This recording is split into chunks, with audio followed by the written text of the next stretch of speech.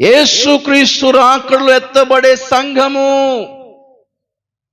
దేవుని మహిమ గలదై వరుని కొరకు అలంకరించబడిన పెండ్లి కుమారుని కొరకు అలంకరించబడిన పెండ్లి కుమార్తె వలె దగదగ మెరుస్తూ దేవుని మహిమతో నిండి ఉన్న ఆ సంఘమును చూడటానికి యోహానుకు దూత అంటుంది, ఎత్తైన కొండ మీద తీసుకెళ్ళిందంట.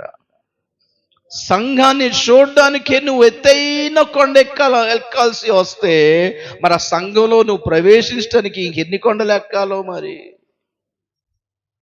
ଦେଖିବା ପାଇଁ ଯଦି ଗୋଟେ ପର୍ବତ ଚଢିବାକୁ ହେଲେ ପ୍ରବେଶ ପାଇଁ ସେ ଦଳ ଭିତରେ ପ୍ରବେଶ କରିବା ପାଇଁ କେତେ ପାହାଡ ଯାକ ଚଢିବାକୁ ପଡିଥାଉଛି କି ଦେଖ ତ ଥରେ. ଆମେ ପାହାଡ କି ଆମେ ଦେଖିବା, ଆମେ କୋଉଠି ରହିବା ଲୋକ କହିବି ରୁହନ୍ତୁ. చూద్దాం ఏ కొండ ఎక్కాలో చూద్దాం ఒకసారి. ఏ పర్వతం ఎక్కితే మనకు ఆ దర్శనం వస్తుందో చెప్తాను నేను.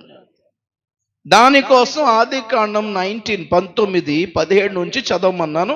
ఓడియాలో పాప చదువుతుంది. తల్లి చదువునాను, పడు బేట. 19:17 ఆది పుస్తక ఓడియాରେ ପ୍ରଥମ ପଢିବା.